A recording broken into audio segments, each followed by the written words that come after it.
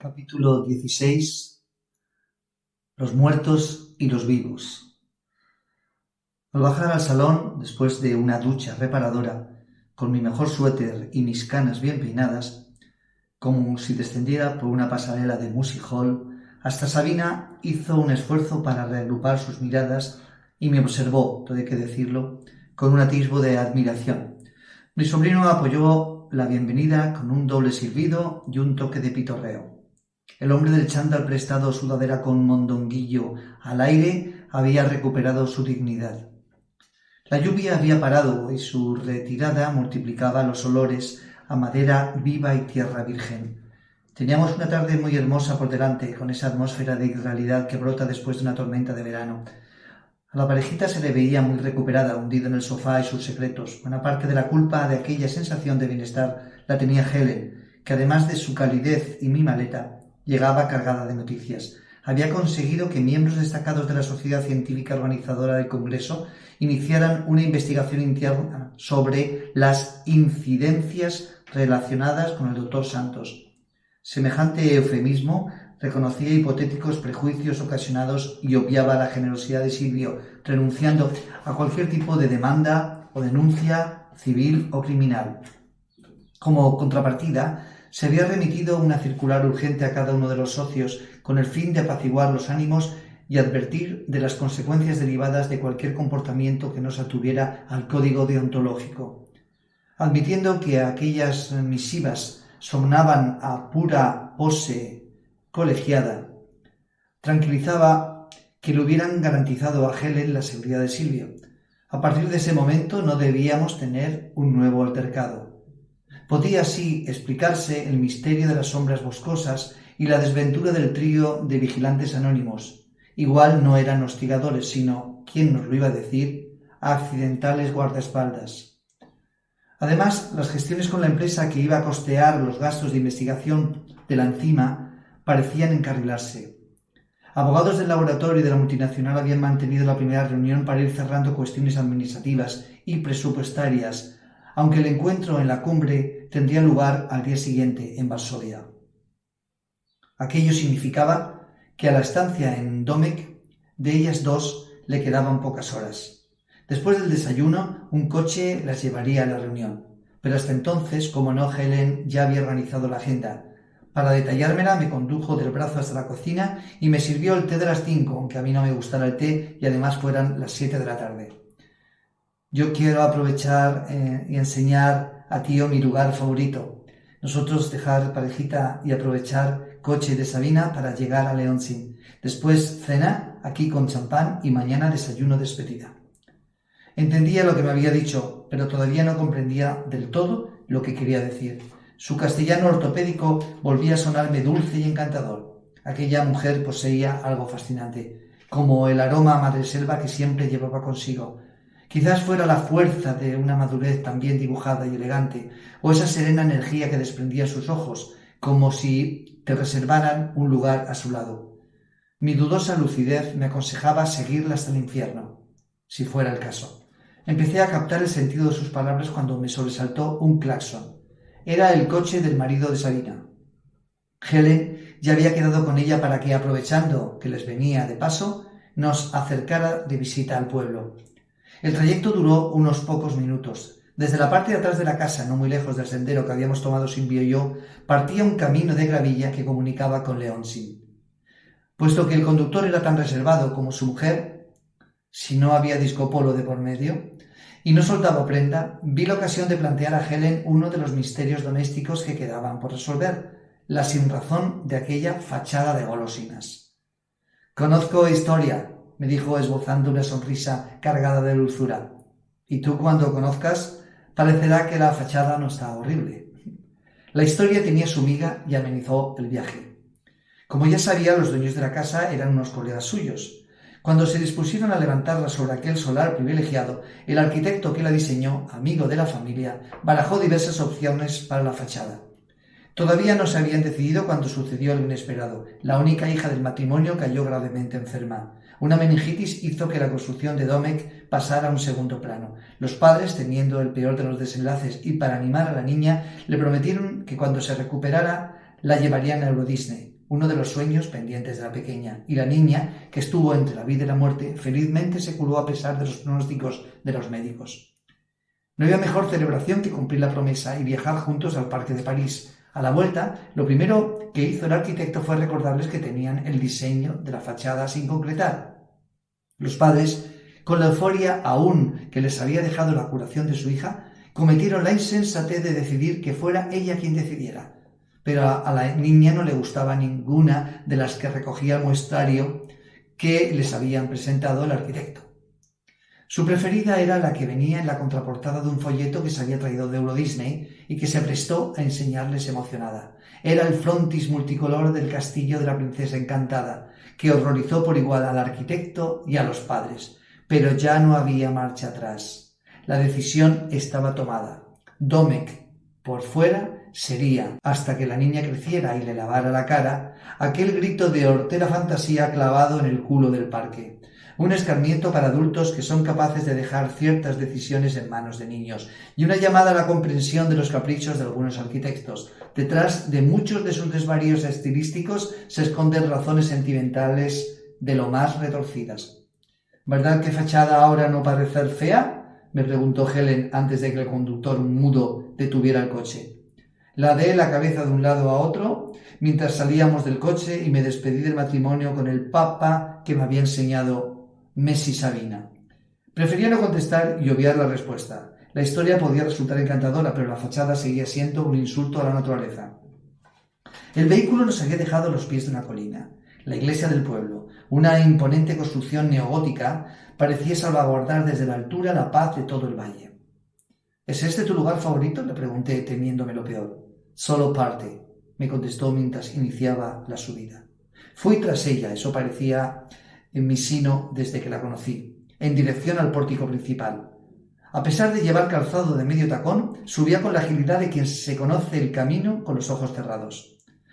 Al llegar arriba desvió su paso hacia la derecha, donde se iniciaba una verja de hierro forjado, de 1 metro de altura aproximadamente, que rodeaba todo el recinto y cobijaba en una reducida extensión de terreno el tesoro que nos había llevado hasta allí, un cementerio que se agarraba al lateral de la colina, cuyas tumbas y lápidas brotaban escalonada y arbitrariamente confundidas entre la hierba, flores silvestres, cirios y todo tipo de motivos funerarios. La mirada de Helen, nada más detenerse en medio del camposanto e impregnarse de su tranquilidad, me decía que allí aquella mujer se sentía plenamente feliz. Permanecimos de pie unos minutos, curioseando las leyendas de algunas lápidas, epitafios y dedicatorias que no entendíamos, pero sí las fechas y las historias que cuentan sin querer contarlas. Si el marido se llama Narevsky, las mujeres fallecidas, hijas, esposas, enterradas junto a él, se llamarán Narevska hasta la eternidad. 3 jóvenes muertos el mismo día, el mismo año de guerra. 2 ancianos compartiendo el lecho de la tierra. Él muerto al año siguiente al de ella. La muerte enamorada. Judíos desaparecidos que yacían sin ni siquiera ser ceniza. La muerte fanática, etc. Un cementerio narra la vida de un lugar mejor que un cronista municipal. La ciudad de los muertos escribe la verdad de la ciudad de los vivos. La vida truncada por el odio, la enfermedad, el tiempo, la peste o el olvido. ¿Cuánta novela por escribir había en tan pequeño espacio? Pensé antes de que Helen me guiara hasta un banco de piedra, cerca de una capilla de madera, vestigio de la antigua iglesia que, según me informó, fue arrasada por un incendio. Habíamos llegado a la hora perfecta, en ese momento en que la luz ámbar del atardecer, como el titilar de las velas, recordaba el tránsito del día a la noche. Este es, sí, mi lugar. Siempre que vengo a Domecq, yo paso por aquí. Me recuerda, añadí, al bosque donde Silvio me llevó ayer. El mismo silencio, los árboles muertos y los árboles vivos. Solo que esta vez no hay moros en la costa, porque no los hay, ¿no? Buen sitio para pensar y tener charla, ¿parece? Su respuesta y su propuesta evidenciaban que no había captado el modismo. Parece. Helen me había conducido allí para mostrarme un rincón escondido que sin ella nunca hubiera descubierto, pero también para sincerarse y hablarme de un tema que la inquietaba y en el que yo podía intervenir. Ahora que la salud y la integridad física de mi sobrino parecían cuestiones en vías de solución, le preocupaba la decisión que pudiera tomar Silvio respecto al Discariens. Compartía con Glenda que la firma del contrato, en las condiciones que le habían propuesto, era un mal menor que debía asumir. Sabía que él lo había descartado en un principio, lo entendía. En caliente parecía un disparate. Analizándolo después fríamente no lo era. Cuando alguien ha trabajado tanto tiempo por conseguir algo, antes que tirar la toalla debe aceptar las circunstancias. Y eso es lo que, en su opinión, tenía que hacer Silvio, firmar como único remedio posible. Al fin y al cabo, aplazaba un nacimiento, pero con la garantía de que en unos años ocuparía un lugar muy importante en la historia de la medicina y, por encima de todo, aliviaría el dolor de millones de personas para siempre. Quizás sorpresa tú por mi reflexión, concluyó Helen, enfatizando su tono de sinceridad. Meditar despacio, no decírsela a Silvio todavía, a no ser el momento. Lo primero era su vida, ahora ya poder hablar de ello con la mente fría. ¿Tú qué pensar? Mi respuesta fue igualmente sincera. Albergaba mis dudas y sí, me sorprendía la claridad y determinación de su posición. Al mismo tiempo reconocía las buenas intenciones de Helen, el apoyo que siempre había ofrecido a Silvio y su ayuda en los momentos difíciles. Sin ella, mi sobrino no hubiera tenido la opción de decidir, porque estaría tan muerto como los vecinos que nos acompañaban. Tampoco podía imaginarme qué pasaría si Silvio rechazaba el contrato. Su carrera se vería entorpecida, quién sabe si truncada. Pelear contra enemigos tan poderosos terminaría siendo una tarea estéril. La novela que yo escribiría, le comenté con cierta sorna, no haría más efecto que el aleteo de una mosca cojonera.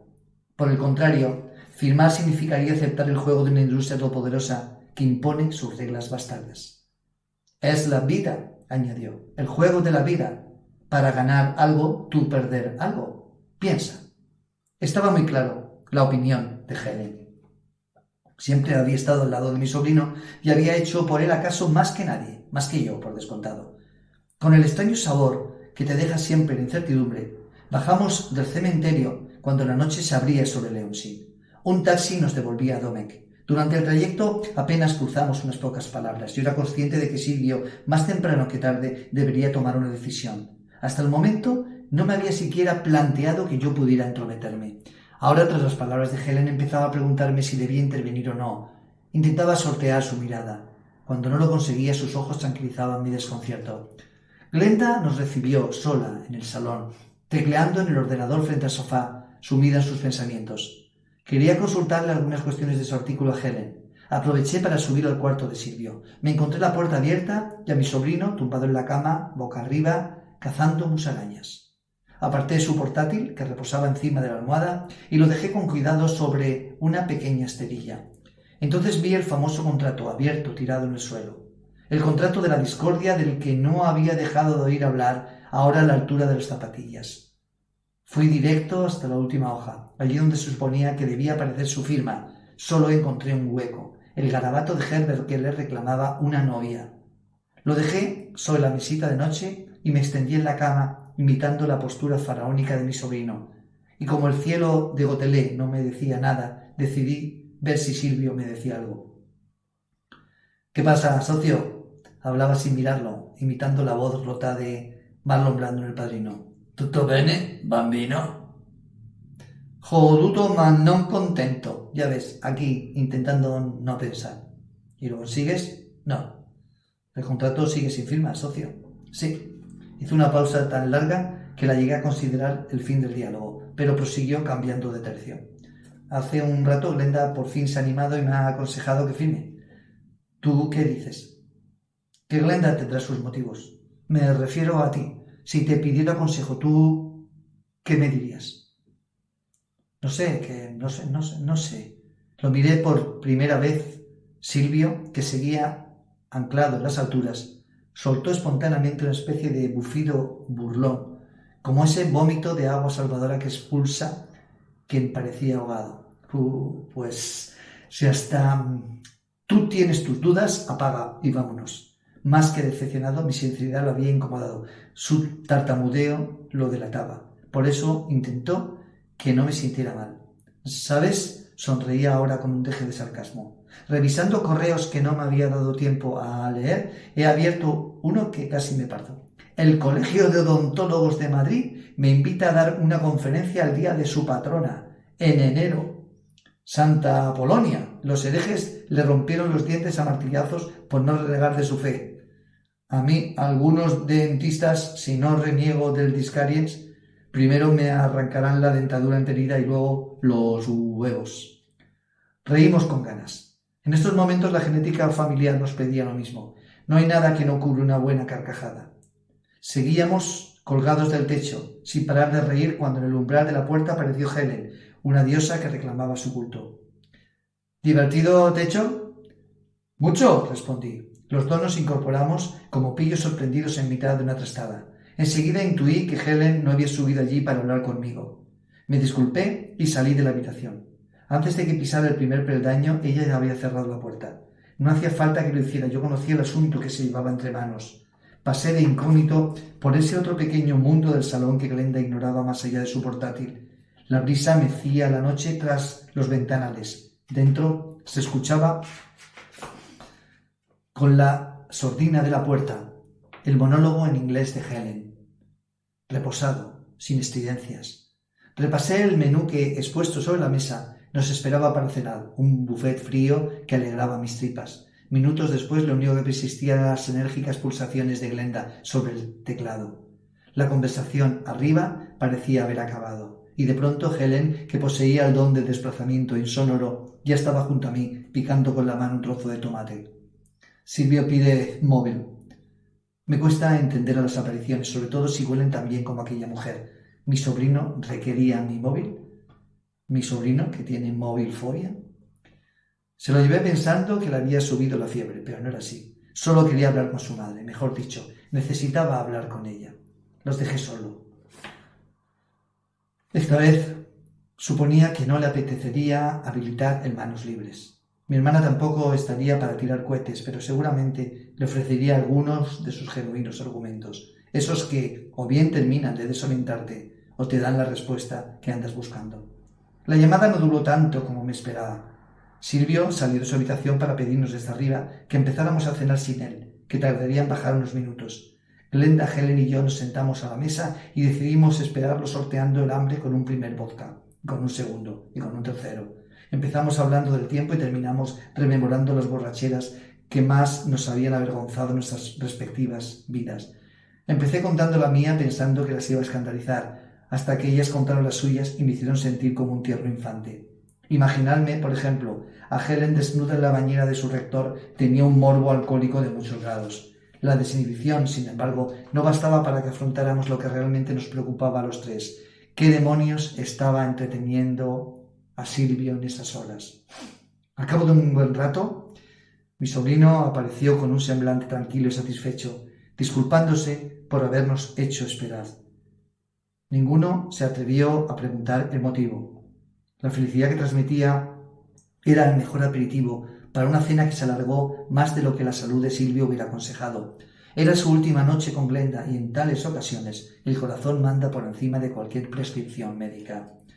Hubo muchas risas y el suficiente apetito como para acabar con casi todos los platos que con tanto esmero nos habían preparado Sabina. Pero sobre todo hubo brindis. Dejamos el vodka y pasamos al champán que había traído Helen. Había mucho por lo que brindar. Brindamos en español, francés, inglés, polaco y hasta en gaélico.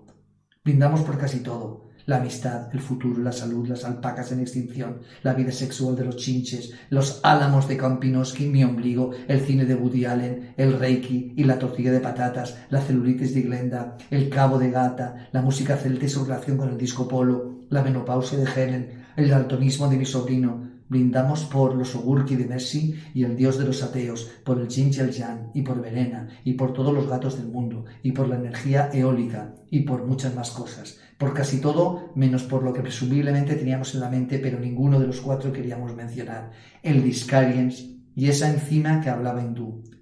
De esas dos sustancias que iban a cambiar tantas vidas nadie se acordó. A la hora de irse a la cama, que no a dormir, el diablo repartió habitaciones con justa naturalidad. Dobles parejas. No dormí en el sofá. Glenda cedió amablemente su cuarto. Debía hacerle una última cura al enfermo. Por fin había llegado la otra noche a la que Helen aludía en su nota adjunta a mis calzoncillos recién planchados. Y esa noche tampoco ronqué.